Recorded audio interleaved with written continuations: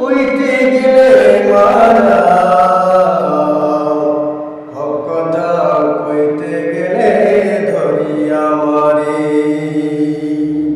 প্রিয় বন্ধুরা আমার, এমন একটি সময় অতিবাহিত হচ্ছে, যেই সময় যদি আপনি কোনো সত্য কথা বলেন, হক কথা বলেন, তাহলে আপনার জন্য রয়েছে কারাগার, আপনার জন্য রয়েছে জেলখানা, আপনার জন্য রয়েছে সমাজের পক্ষ থেকে জুলুম, অত্যাচার, নির্যাতন আর নিপীড়ন। সত্য কথা বলে পার পাওয়ার মতো বর্তমান উপায় নাই। যে যত বেশি মিথ্যা বলতে পারে তার জন্য তত বেশি সুযোগ সুবিধা রয়েছে। প্রিয় বন্ধুরা আমার, আমি বলতে চাচ্ছিলাম, এতক্ষণ পর্যন্ত যা আলোচনা করতেছিলাম সেই আলোচনার অংশটুকু ছিল হজ সম্পর্কিত আলোচনা। প্রিয় বন্ধুরা আমার, আলোচনাটা শেষ করে দেই, নয়তো বুঝতে পারবেন না। এটা নিয়ে অনেক আলোচনা সমালোচনা শুরু হয়ে যাবে। সত্য কথা যখন বলতে যাব, হক কথাগুলো যখন বলতে যাব, তখনই আপনার আমার উপরে জুলুম শুরু হয়। প্রিয় বন্ধুরা আমার, দেখা যায় অনেক সময় গ্রামের অনেক বড় বড় লোকেরা হজ করে এসেছে, হাজি হয়ে এসেছে। হাজি হয়ে আসার পর তাদের আখলাক চরিত্রের কোনো পরিবর্তন ঘটে নাই। তারা পূর্বেও যা ছিল, হজ করে আসার পর তাই রয়েছে। বলতে পারেন নাকি কিসের জন্য এটা হয়েছে? বন্ধুরা আমার, প্রিয় বন্ধুরা আমার, আসলে মূলত পক্ষে তারা তো কখনো নিজের টাকা দিয়ে হজ করে নাই। যদি নিজের টাকা দিয়ে হজ করতো তাহলে হজের তাসির তাদের উপরে আসতো। নিজের টাকা দিয়ে কখনো হজ করে নাই, যার কারণে হজের তাসিরটা তার উপরে আসতেছে না। আমি অনেক সময় একটু ভিন্ন ব্যতিক্রমী আলোচনা করে থাকি, এজন্য আমাকে আমার অনেক লোকজন আবার দেখতে পারে না, রাগ করে, আমাকে অনেক সময় গালিগালাজ করে থাকে, তাতে আমার কোনো যায় আসে না। প্রিয় বন্ধুরা আমার, আপনি যে হজ করতে গেলেন, আপনি যে হাজি হয়ে আসলেন, আপনি কার টাকায় হজ করেছেন? আপনি একবার হিসাব করে দেখেছেন নাকি? আপনার বাড়িতে আজকে দীর্ঘ 15 বছর যাবৎ পর্যন্ত অনেক কামলা কিষান কাজ করতেছে। প্রত্যেকটা দিন প্রত্যেকটা কিষানকে, প্রত্যেকটা কামলাকে, প্রত্যেকটা দিন মজুরকে আপনি প্রতিদিন করে 50 টাকা করে কম দিয়ে আসতেছেন, ঠকিয়ে আসতেছেন, নানাভাবে বোঝাই আসতেছেন। আবার 3 কাঠা জমি কাটতে যে বলতেছেন আমি এখানে 1.5 কাঠা রয়েছে, 2 কাঠা রয়েছে। কেউ বা রংপুরের হিসাবে যদি বলেন, রংপুরে 1 দলকে বলা হয় 24% মাটিকে বলা হয় 1 দল, এরকম 12 দল মাটি এখানে করা হয়েছে। আপনি বললেন 4.5 দল মাটি এখানে আছে, 8 দল মাটি মানে 12 শতক জমি এখানে নাই। ওই 12 শতক জমি কামলা দিয়ে কেটে নিয়েছেন। কামলারা অনেক পরিশ্রম করে বাড়িতে আপনার নিয়ে এসেছে, নিয়ে এসে সুন্দরভাবে ধানগুলো কাটাই বাছাই করে, ছাটাই করে, মারাই করে আপনার বাসা পর্যন্ত উঠাইয়া দিয়ে এসেছে। ভাইরা আমার, টাকা দেওয়ার সময় আপনি 4.5 দল মাটির টাকা দিয়েছেন। ধান কেটে নেওয়ার সময় আপনি 5 দল মাটির ধান কেটে নিয়েছেন। আমার বন্ধুরা, যেই মানুষটা মাটির ধান বেশি কেটে নিলেন, সেইখানে তো আমার ওই শ্রমিক ভাইটা আপনার কাছ থেকে 1000 টাকা বেশি পাওনা রয়ে গেল, 1200 টাকা বেশি পাওনা রয়ে গেল, 500 টাকা বেশি পাওনা রয়ে গেল। ওই 500 টাকা আপনি দেন নাই। এইভাবে টাকা জমা হতে 20 বছরে তার অনেক টাকা জমা হয়ে গেছে। এইভাবে কত কামলা কিষানকে কম দিয়েছেন, কত লোকজনদেরকে কম দিয়েছেন, কত শ্রমিকদেরকে, দিন মজুরদেরকে কম দিয়েছেন। প্রত্যেককে কম দিয়ে, প্রত্যেককে ঠকিয়ে মিথ্যা কথা বলে আপনি যে টাকা জমাইছেন, সেই টাকা দিয়ে আপনি আবার কয়েক বছর পর হজ করার জন্য রেডি হয়েছেন, হজ করতে যাচ্ছেন। হজ করে বাড়িতে ফিরে আসলেন, আপনার যেই আমল সেই আমলই আছে, যেই তাসির সেই তাসিরেই আছে, তাসিরের কোনো পরিবর্তন ঘটে নাই। বলুন তো বন্ধুরা, কার টাকা দিয়ে হজ করেছে এই হাজী সাহেব? বলুন তো ভাইরা, কার টাকা দিয়ে হজ করেছে এই হাজী সাহেব? আমার কথা হলো, যদি 20 বছর পর্যন্ত এরকম ভাবে 1000 টাকা কম করে দিতে থাকে, তাহলে 20 বছরে কতগুলো সিজন হয়েছে, কত দল মাটির টাকা কম দিয়েছে, কত কাটা মাটির টাকা কম দিয়েছে, কত ডিসিম, কত শতাংশ মাটির টাকা কম দিয়েছে। সেই টাকাগুলো কম দিয়ে টাকার পাহাড় জমিয়ে সেই টাকা দিয়ে হজ করে বাড়িতে এসে হাজী সাহেব নাম লাগিয়েছেন। জীবনে কোনোদিন এই হজ দিয়ে আপনি কোনো কাজ করতে পারবেন না। কিয়ামতের ময়দানে গিয়ে আপনি এই হজের কোনো সওয়াব পাবেন না। কিয়ামতের ময়দানে আল্লাহ রাব্বুল আলামিন হজের সওয়াবগুলো দেওয়া শুরু করবেন। ওই সময় বারবার আপনি আমলনামাটা পাওয়ার জন্য হাত পাঠাবেন, বারবার আমলনামাটা পাওয়ার জন্য হাত পাঠাবেন, কিন্তু ওই সময় দেখবেন আপনার নাম নাই। আপনি বলবেন, ফেরেশতাদেরকে বলবেন, হে বন্ধু আমার, হে ফেরেশতা বল আমার নাম আসে না কেন? ফেরেশতারা ডেকে ডেকে বলে, বন্ধুরে হজের খাতায় তো তোমার কোনো নামই নাই, হজের লিস্টে তো তোমার কোনো নাম নাই। বলতেছে কেন, কার কার নাম রয়েছে? যে এখানে দেখা যাচ্ছে আব্দুর রহমান, আব্দুল সাত্তার, আব্দুল জলিল, আব্দুর রহিমের নাম রয়েছে। তখন বলা হবে, কি ব্যাপার, এরা তো আমার বাড়ির কামলা কিষান ছিল, এরা তো আমার বাড়িতে 12 মাস পর্যন্ত কাজ করেছে, কামলা দিয়েছে, কিষান দিয়েছে, শ্রমিক দিয়েছে, দিন মজুর করেছে, এরা আমার কবে হজ করলো? প্রিয় ভাইরা আমার, আপনি কি মনে রাখেন নাই আপনি যত বছর পর্যন্ত টাকাগুলো কম দিয়েছেন, অত বছরের হজের ওই টাকার সওয়াবগুলো আমলনামায় জমা হয়েছে। আব্দুর রহমানের, আব্দুল রহিমের, আব্দুল জব্বারের, আব্দুল সাত্তারের, আব্দুর রহমানের টাকা দিয়ে হজ করে তুমি আলহাজ দেখতে পারো, কিন্তু হাজী কোনোদিন হতে পারবে না।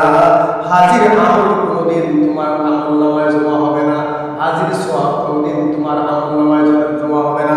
প্রিয় বন্ধু আমার, শুধু তাই নয়, আপনি যদি এই হজ করতে যাইয়া যদি আপনার আপন বোনের সম্পদ মেরে খেয়ে থাকেন, আপন বোনের সম্পদ বুঝিয়ে না দেন, আপন বোনের সম্পদ বুঝে না দিয়ে, ভাইদের ব্রাদারদের সম্পদ বুঝায় না দিয়ে, ছেলে মেয়েদের হক পরিপূর্ণভাবে বুঝাইয়া না দিয়ে আপনি যদি হজ করেন, এই হজ আপনার জন্য মোটেও গ্রহণযোগ্য হবে না, কবুলযোগ্য হবে না। এই হজ করে কোনো লাভ হবে না। ওই আসওয়ার পাথরের চুমা খেয়ে কোনোদিন কোনো লাভ হবে না। যতই যে আসওয়ার পাথরের চুমো খান আর জীবনের সমস্ত গুনাহ খাতাগুলো নিষ্পাপ করে নিয়ে আসেন, কিয়ামতের ময়দানে গিয়ে দেখবেন আপনার পাহাড় হয়ে গেছে, গুনাহ খাতায় পাহাড় জন্ম হয়েছে, গুনাহ খাতায় সাগর হয়ে গেছে, গুনাহ খাতায় এমন বড় পাহাড় হয়েছে, লজ্জার জন্য আপনি সেই পাহাড়ের দিকে তাকাতে পারছেন না। এমন গুনাহ খাতায় সাগর জমা হয়েছে, যেই সাগর জমা হওয়ার কারণে ওই গুনাহ সাগরে ডুবে আপনি হাবুডুবু খাওয়া শুরু করে দিবেন। প্রিয় বন্ধুরা আমার, শুধু তাই নয়, আপনি হজ করতে হলে কোনো ইয়াতিম মাসাকিনকে ঠকাতে পারবেন না।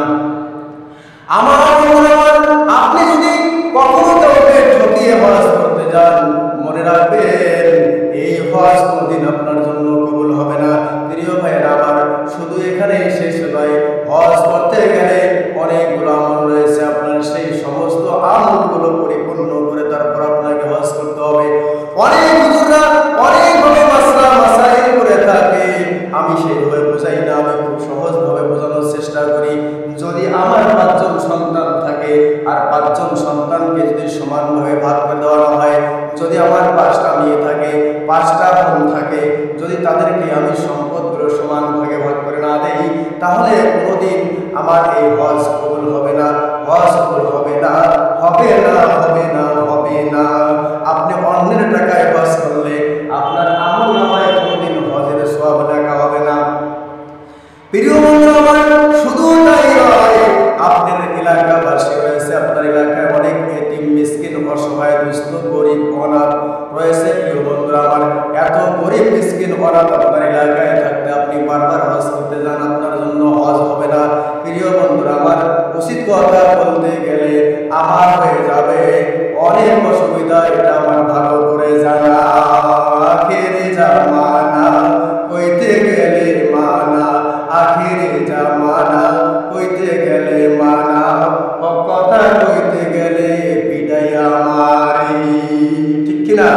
যদি হক কথা বলতে যান তাহলে পিডাইয়া আপনাকে মারবে, আপনার জন্য জেল প্রস্তুত রয়েছে, আপনার জন্য জুলুম প্রস্তুত রয়েছে।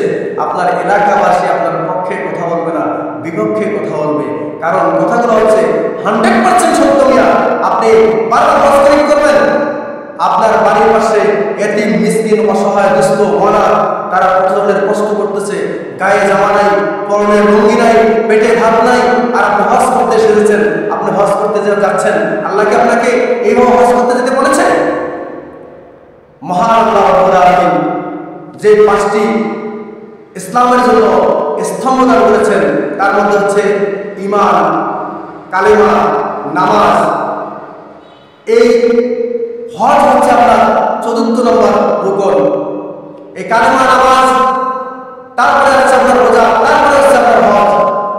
আপনার এইদিকে কালেমা নামাজগুলো সেগুলি ঠিক মতো করতেছেন না, তার সঙ্গে রয়েছে আরো অনেকগুলো বিষয়। আপনি 4 নম্বরটা নিয়ে আপনি খুব ঘোরাঘুরি করা শুরু করেছেন। আপনাকে হজ করতেই হবে, হজ করে আসলে আপনাকে হাজি করবে। এই জন্য আপনি হজ করার জন্য বাড়াবাড়ি করতেছেন, সবার বাসায় বাসায় গিয়ে দোয়া চেয়ে আসতেছেন, আমার জন্য দোয়া করুন, আমি হজ করতে যাবো, আমার জন্য দোয়া করুন, হজ করতে যাবো। অনেকে আপনাকে দোয়ার বদলে অভিশাপ দিচ্ছে, এই হারামজাদা, এই বেয়াদব, তুমি হজ করতে যাও, তোমার হজ কবুল হবে না। যেই টাকা দিয়ে হজ করবে সেই টাকাগুলো আমার, সেই টাকাগুলো আমাদের, কামরা বলতেছে আমাদের, এতিমরা বলতেছে আমাদের, এলাকাবাসীরা বলতেছে এলাকার লোককে ঠকিয়ে এলাকার লোকের দিকে তাকাওই না, তুমি হজ করতে যাও, বড় হাজি সেজে গেছো না, যাও তোমার হজ আল্লাহ কবুল করবে। প্রিয় ভাইরা আমার, প্রিয় বন্ধুরা আমার, আল্লাহ রাব্বুল আলামিন আপনাকে এইভাবে হজ করতে বলেন নাই। আমার আল্লাহ রাব্বুল আলামিন হজ করতে বলেছেন। আমি হজের বিরোধিতা করতেছি না, হজ আপনি অবশ্যই করবেন। হজ যখনই আপনার উপরে করা ফরজ হয়ে গেছে আপনি অবশ্যই হজ করবেন। কিন্তু হজ করতে যাইয়া যদি আপনার এলাকাবাসী উপাসে মরে, উপাসে থাকে, গায়ে জামা না থাকে, পরনে কাপড় না থাকে, মুখে ভাত না যায়, পেটে ভাত না যায়, তাহলে আপনি কিসের জন্য হজ করতে যাবেন? আপনার এলাকাবাসীর পক্ষে, আপনার এলাকাবাসীর দিকে আপনাকে তাকাতে হবে, এলাকাবাসীকে শান্তি রাখতে হবে। এলাকাবাসীকে যদি শান্তি রাখতে পারেন, মহান আল্লাহ রাব্বুল আলামিন ওই হজের চেয়ে বেশি সওয়াব নেই, আপনারা এই আমলনামায় দান করবেন। এলাকাবাসীকে যদি শান্তিতে রাখতে পারেন তাহলে ওই এলাকাবাসী হজ করার চেয়ে অনেক শান্তি আল্লাহ রাব্বুল আলামিন আপনার আমলনামায় দিয়ে দেবেন, অনেক সওয়াব আপনার আমলনামায় দিয়ে দেবেন। এলাকাবাসীরা বলবে এই লোকটা হজ করে নাই, কিন্তু সব সময়ের জন্য গরিব, এতিম, মিসকিন, অসহায়দের পাশে দাঁড়িয়েছে। যখনই হজ করতে গেছে সেই সময় একটা গরিব মানুষের মেয়ের বিয়ে এসেছে, সে যাইতে পারে নাই, হজ করার বদলে সেই বছর সে অমুক মেয়ের বিয়ে দিয়ে দিয়েছে, অমুক অসহায় মহিলাটার বিয়ে দিয়েছে, অমুক অসহায় মহিলাটার এরকম ভাবে চিকিৎসা করিয়েছে, অমুক অসহায় গরিব মানুষটার চিকিৎসা করিয়েছে, অমুক অসহায় মহিলা, অমুক অসহায় মানুষটা এরকম করার মানুষটার কি হয়েছিল না, তার অনেক লক্ষ লক্ষ টাকা দেওয়া দরকার ছিল। সেই সময় এই লোকটা দৌড়ে এসে তার টাকা পয়সা দিয়ে সে এরকম ভাবে চিকিৎসা করে গেছে। বন্ধুরা, যখন আপনার পক্ষে এরকম সাক্ষীগুলো আসা শুরু হয়ে যাবে, মহান রব্বুল আলামিন হজের চেয়ে বেশি সওয়াব আপনার আমলনামায় দান করে দিবেন। শুধু মক্কা মদিনায় গিয়ে হজ করে স্বর্ণ চুরি করে নিয়ে এসে বউয়ের গলায় পরালে হজ হবে না, ঠিক কিনা?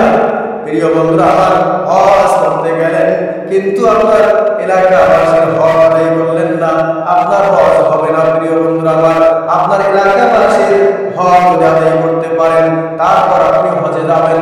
আপনার স্ত্রীর হজ যদি আপনি আদায় করতে পারেন তারপর আপনি হজে যাবেন।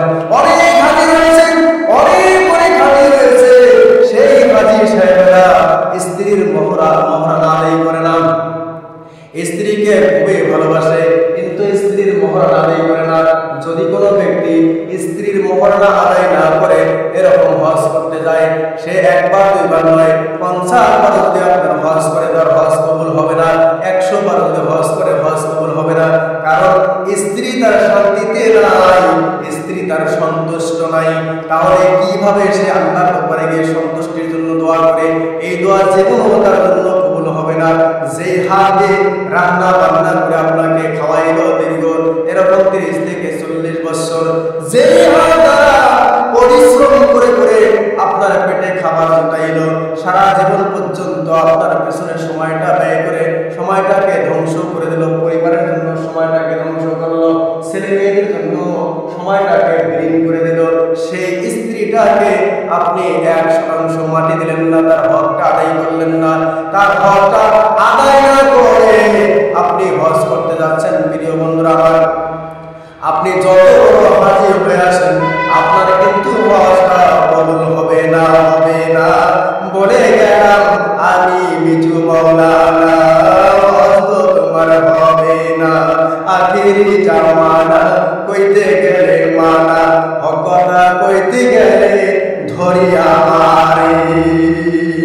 আখিরি জামানা, আখিরি জামানা।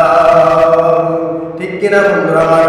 আজকে যে আলোচনা করতে গেছি এই আলোচনাটা যখন মিডিয়াতে প্রচার হয়ে যাবে, এই মিডিয়াতে প্রচার হওয়ার পর আমার বিরুদ্ধে অনেক আলোচনা সমালোচনার ঝড় হয়ে যাবে যে মাওলানা মুজিবুর রহমান এমন বক্তব্য দিয়েছে, সেই বক্তব্যটা সম্পূর্ণভাবে হাজিদের বিরুদ্ধে গিয়েছে। আসলে বন্ধুরা আমার, আমি হাজিদের বিরুদ্ধে বলতেছি না, কখনো হজের বিরুদ্ধে আমি কথা বলি না, আমি হজের পক্ষে কথা বলি। আর আল্লাহর কাছে সবসময় দোয়া করি, হে আল্লাহ আপনি আমাকে সহ প্রত্যেকটা মানুষকে হজ করার তৌফিক দান করো। আমার আল্লাহ আমার বাবার ঘরটাকে দোয়া করার তৌফিক দান করো। আমার নবী হযরত মুহাম্মদ রাসূলুল্লাহ সাল্লাল্লাহু আলাইহি সাল্লামের রওজা মুবারক জিয়ারত করার তৌফিক দান করো। সশরীরে গিয়ে হাজির হয়ে আমরা যেন আমাদের নেতা রওজা মুবারক দেখতে পাই, সচক্ষে দেখতে পারি। এজন্য মহান নবীর নিকট হাজার হাজার বার দোয়া করি, হে আল্লাহ কবুল করো সারা বিশ্ববাসীকে, সবাই যেন তোমার ঘরটা যে তাওয়াফ করে আসতে পারে। কিন্তু ভাই আমার, আমি তো যাইতে চাই, কিন্তু আমার মনের হককে আমি আদায় করে দেই নাই। এই জন্য আমি কথাগুলো বলছি, এমনিতে বলছি না বন্ধুরা আমার।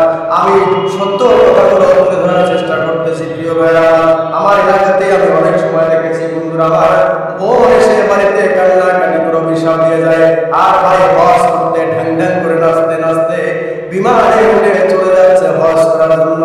আর বোন বাড়িতে বসে, খুলিতে বসে, বারান্দায় বসে অনেকগুলো কান্নাকাটি করে করে অভিশাপ দিয়ে যাচ্ছে বন্ধুরা আমার।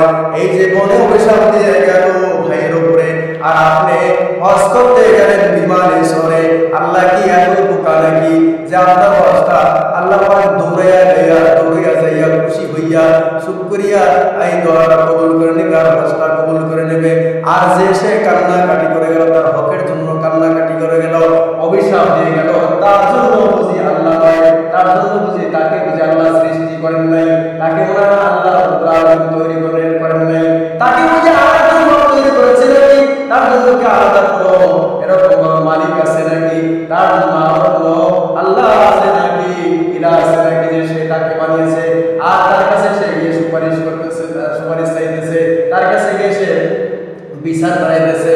আসলে কখনো নয়, আপনি যাকে খুশি করতে যাচ্ছেন সৌদি আরবে, এরকম আল্লাহ পাকের ঘরকে তাওয়াফ করতে, তারই কাছে এসে আপনার মন অভিশাপ করতেছে। এই অভিশাপ কবুল করো হে আল্লাহ।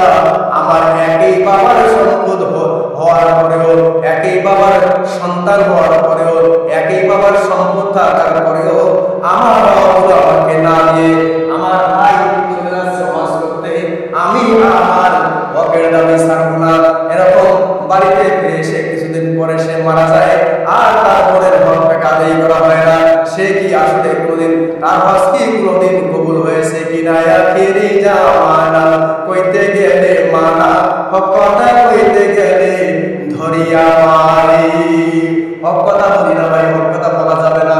হক কথা বলতে গেলে মাইন্ড করবে, অনেকেই শুনবে, আবার মিডিয়াতে অনেকেই দেখবে, আবার অনেকেই শুনবে, আবার মাইন্ড করলে আমার সমস্যা আছে। এই জন্য আমি হক কথাগুলো বলতে চাই না, তারপরে চুপ করে কিছু কথা বলি। আপনারা শুনলে কেউ কাউকে বলবেন না, চুপ করে কথাগুলো নিজের অভিজ্ঞতায় রাখবেন, তাহলে হয়তো এটা কাজে লাগবে। এজন্য আপনাদের কাছে বলে যাই, হজ করতে যে সমস্ত বন্ধুরা আছেন তারা আসলে কতগুলো ভুলের ভেতরে আছেন, ভুলগুলো শুধরাতে পেরেছেন কিনা আপনি একটাবার লক্ষ্য করে দেখুন। প্রিয় বন্ধুরা আমার, আপনারা নিজেদের ভুলগুলোকে আগে সংশোধন করেন, তারপর লক্ষ লক্ষ টাকা খরচ করে আপনি হজের জন্য রওনা দেন, হজ করতে যান। আপনি মক্কায় যান, মদিনায় যান, আপনার জন্য কোনো বাধা নিষেধ নাই, আপনি যান, কিন্তু আপনি কোনো হকই আদায় করবেন না। শুধু টাকার পাহাড় বানিয়ে সেই টাকা নিয়ে আপনি চলে গেলেন হজ করার জন্য। সবগুলোকে মেনে দিয়ে আপনি হজ করতে যাচ্ছেন। আপনি কিভাবে আশা করেন যে আপনার হজটা কবুল হবে? কিভাবে আশা করেন আপনার পাপ রাশি কমে যাবে? কিভাবে আশা করেন আপনি পাপ মুক্ত হয়ে বাড়িতে ফিরবেন? কিভাবে আপনি আশা করেন আপনি জান্নাতবাসী হয়ে যাবেন? কিভাবে আপনি আশা করেন আল্লাহ রাব্বুল আলামিন আপনার হজকে কবুল করবে? আপনি কিভাবে আশা করেন যে এই হজের ওসিলায় আল্লাহ আপনাকে মাফ করে দেবে? না, কোনোদিন নয়। এইভাবে হজ করলে হজ কবুল হবে না। প্রিয় বন্ধুরা আমার, আপনারা হজের সমস্ত হকগুলো আগে আদায় করেন, তারপরে হজ করতে যান। মহান আল্লাহ রাব্বুল আলামিন খুশি হয়ে যাবেন, তোমার হজকে কবুল করে নেবেন। নয়তো তোমার হজ কখনো কবুল হবে না। আখিরি জামানা, আখিরি জামানা, আখিরি জামানা, আখিরি জামানা, কইতে গেলে মানা, হক কথা কইতে গেলে ধৈর্য মারি। এই জন্যই তো হক কথা বলি না। হক কথা বলতে চাইলে ইমামতি থাকে না। হক কথা বলতে গেলে এলাকার লোকে দেখতে তো পারে না। হক কথা বলতে গেলে সমাজে উঠা বসা করা যায় না। অনেক কষ্ট হয়ে যায়, কঠিন হয়ে যায়। অনেক ইমামদের ইমামতি চলে যায়, বারবার ইমামতি চলে যায় এই হক কথা বলার কারণে। এই জন্য ইমামরা চুপ করে কথা বলে, হক কথাগুলো বলতে চায় না। যদি হক কথা বলে তাহলে হয়তো ইমামতি থাকবে না। কারণ বেশিরভাগ সমাজের সভাপতি হজ করে এসেছে, ওরা হাজি, ওরা নাম লিখেছে হাজি মোহাম্মদ সেলিম, ওরা নাম লিখেছে হাজি মোহাম্মদ আব্দুর রহমান, ওরা এরকম ভাবে লিখেছে হাজি মোহাম্মদ জলিলুল কুদ্দুস। ওইরকম অনেক ভাবে তারা হাজি নাম লিখেছে। আরে বেয়াদব কোথাকার, তোমার তো হজই হয়নি, তুমি হাজি লেখো থেকে। অনেক বড় হাদিস হয়েছে, মেলা আমার মক্কা মদিনা আল্লাহর রহমতে তাদেরকে বিভিন্ন ভাবে যেতে হয়েছে। তারা এরকম হজ করে এসেছে, তাদের কারো নামের সামনে হাজিও নাই আর হজও নাই। আখিরি জামানা, কইতে গেলে মানা, হক কথা কইতে গেলে ধরিয়া মারি। আখিরি জামানা, আখিরি জামানা, কইতে গেলে মানা, হক কথা কইতে গেলে ধরিয়া মারি। ঠিক কিনা বন্ধুরা আমার? প্রিয় ভাইরা আমার, আমি বেশিক্ষণ আলোচনা করব না, অল্প কিছুক্ষণের ভিতরে আজকের আলোচনা শেষ করে দেব। আমার প্রিয় বন্ধুরা আমার, আপনাদের হাতে ধরে পড়ে যাই, পায়ে পড়ে যাই। প্রিয় বন্ধুরা আমার, আজকে যে কথাগুলো বললাম এই কথাগুলো একটু চিন্তা করবেন, একটু ফিকির করবেন। হজ আপনি কিভাবে করবেন, কেন করবেন, কখন করবেন, কোন সময় করবেন। যখন আপনার হজ ফরজ হয়ে গেছে তখনই আপনাকে হজ করতে হবে, হজের হুকুম আদায় করতে হবে, আল্লাহ পাকের হুকুম পালন করতে হবে। প্রিয় বন্ধুরা আমার, হজ আদায় করতে গিয়ে অন্যের হক নষ্ট যেন না হয় সেই দিকেও আপনাকে লক্ষ্য করতে হবে। আমার এলাকার অনেক হাজি রয়েছে, একবার, দুইবার, তিনবার, চারবার, পাঁচবার, ছয়বার, সাতবার, 9বার, 11 বার হজ করে। আমাদের এলাকায় আমি শুনেছি, দেখি নাই, 11 বার নাকি হজ করেছে। অনেক সম্পদ রয়েছে, ছেলে সন্তান নাই, অনেকবার হজ করেছে। এরকম বন্ধুরা আমার, কতবার হজ করেছেন? এতবার হজ করার কি দরকার? 11 বার, 10 বার, 7 বার, 9 বার, 10 বার হজ করার কি প্রয়োজন রয়েছে? এতগুলো তো হজ করার কথা আল্লাহ পাক বলেন নাই, রাসূল পাক বলেন নাই। রাসূলে বলেছেন জীবনে একবার হজ করা ফরজ, আল্লাহ পাকের হুকুম হলো হজ করা ফরজ। আপনি বারবার কিসের জন্য হজ করতে যাচ্ছেন?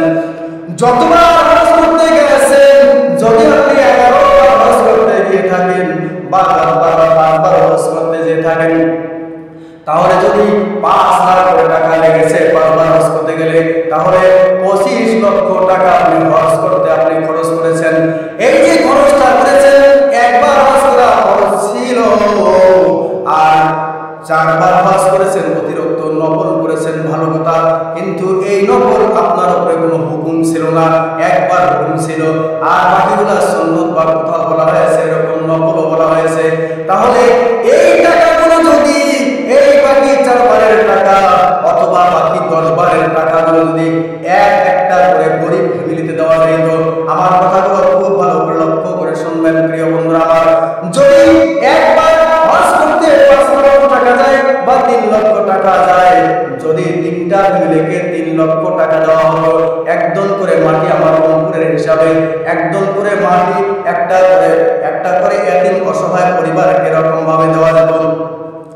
একটা অসহায় পরিবারকে যদি দেওয়া যেত 1 লক্ষ টাকা দিয়ে একদম মাটি বন্ধক নিয়ে দিলাম, 24% মাটি বন্ধক নিয়ে দিলাম, বা এরকম ভাবে লিজ দিয়ে দিলাম, সে ওই শতাংশ মাটিটা বা ওই জমিটা যদি সে আবাদ করে ওই 1 বছর 1 লক্ষ টাকা দিয়ে আবাদ করা শুরু করলে, সারা জীবন যদি ওই 1 লক্ষ টাকা আবাদ করা শুরু করে দেয়, 1 লক্ষ টাকায় এক সময় 10 লক্ষ টাকা হয়ে যাবে।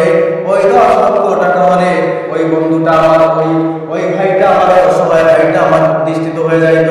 তাহলে 25 লক্ষ টাকা আমি হজ করতে 5 বার ব্যয় করলাম। একবার হজ করা খরচ ছিল, একবার হজ করার হুকুম ছিল, আর তারপরে 20 লক্ষ টাকা যদি আপনার এলাকায় 20টা গরিব মানুষকে আপনি দিতেন, তাহলে কি এত হাহাকার থাকতো নাকি? এত গরিব মানুষ থাকতো নাকি? এত অসহায় মানুষ থাকতো নাকি? এত দুর্বল মানুষ থাকতো নাকি? প্রিয় গরিব মানুষগুলো আস্তে আস্তে একটু স্বাবলম্বী হয়ে যেত, তারা আল্লাহর কাছে দোয়া করত। ওই গরিব মানুষটা যতদিন পর্যন্ত আপনার 1 লক্ষ টাকাকে 10 লক্ষ টাকা পরিণত করে ফেলেছে, ওই 10 লক্ষ টাকার সম্পদ যতদিন পর্যন্ত বেঁচে থাকবে ততদিন পর্যন্ত ওই সম্পদের ভাত খাবে, ওই সম্পদ থেকে উপার্জন করে সংসারে খরচ করবে, ওই সম্পদ থেকে উপার্জন করে পরিবার চালাবে, স্ত্রী পরিবার চালাবে, তার ছেলে মেয়েদের খরচ চালাবে। প্রিয় বন্ধুরা আমার, ওই সংসার চালানোর কারণে আল্লাহ রাব্বুল আলামিন এত পরিমাণ সওয়াব দান করবেন, যে পরিমাণ সওয়াব আপনি সদকায়ে জারিয়া হিসাবে কিয়ামত পর্যন্ত আপনার কবরে যেতেই থাকবে, বন্ধ হবে না। কারণটা কি বলুন তো আমার? বলুন তো প্রিয় ভাইরা আমার, ওই টাকাটা ওই গরিব মানুষটাকে প্রতিষ্ঠিত করার জন্য ওই টাকাগুলো আপনার টাকা ছিল, তাহলে 20টা ফ্যামিলিকে আপনি প্রতিষ্ঠিত করে দিয়েছেন।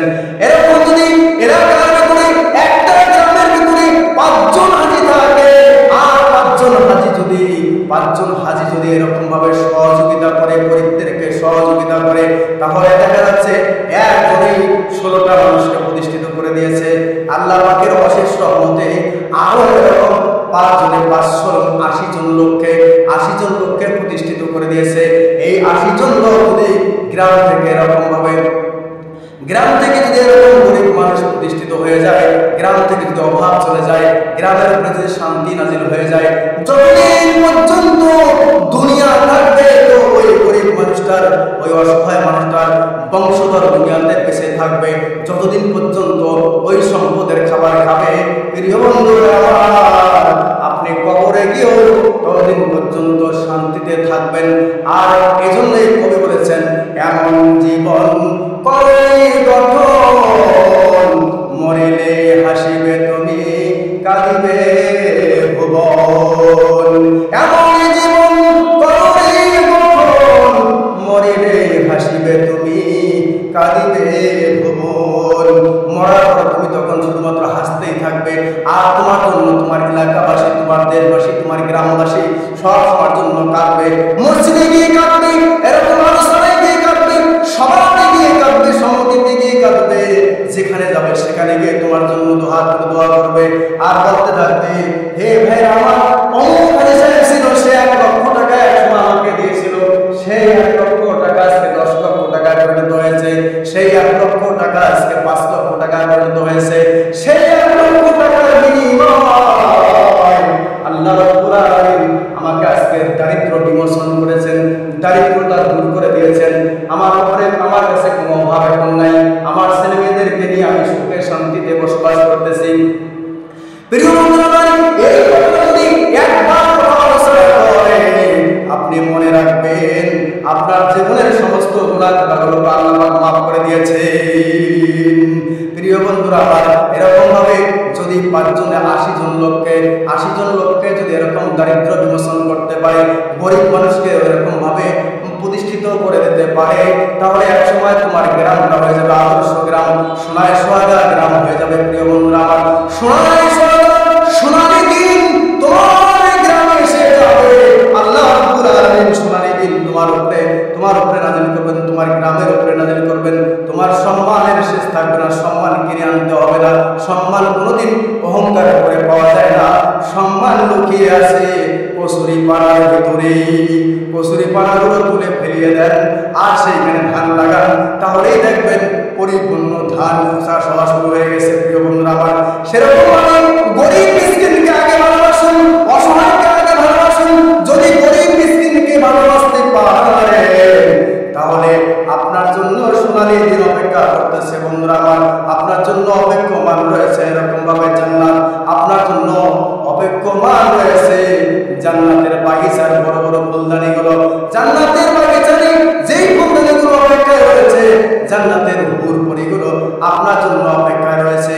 জান্নাতের হুর পরিগুলো আপনাকে এরকম ভাবে স্বাগত জানার জন্য অপেক্ষা রয়েছে, আপনাকে আপনার গলায় মালা পরিয়ে দেওয়ার জন্য অপেক্ষা রয়েছে। প্রিয় বন্ধুরা আমার, আমি আপনাদের কাছে এজন্য বারবার বলতে চাই, কেউ কি কোনোদিন এরকম ভাবে চিন্তা করেছেন নাকি যে 5 লক্ষ টাকা দিয়ে আমি হজ করতে না গিয়ে এইবার 4 লক্ষ 5 লক্ষ টাকা আমি গরিবদের মাঝে 5টা পরিবারকে দিয়ে দেই, 5টা পরিবার প্রতিষ্ঠিত হয়ে যাও, আল্লাহ বাঁচিয়ে রাখলে আমি আগামী বছর আবার হজে যাব।